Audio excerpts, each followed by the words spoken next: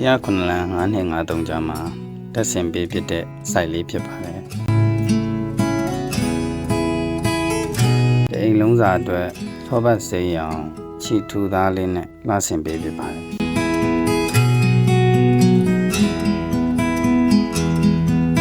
တရားခိုင်နှုန်းအလင်းရောပူရောကားတဲ့ပိတ်ဆမှု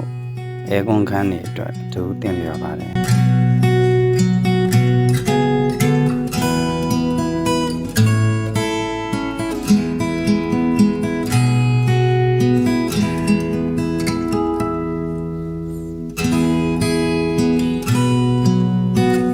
အနည်းကကြည့်ရင်ဒီလိုဒီဇိုင်းလေးကိုမြင်ရပါမယ်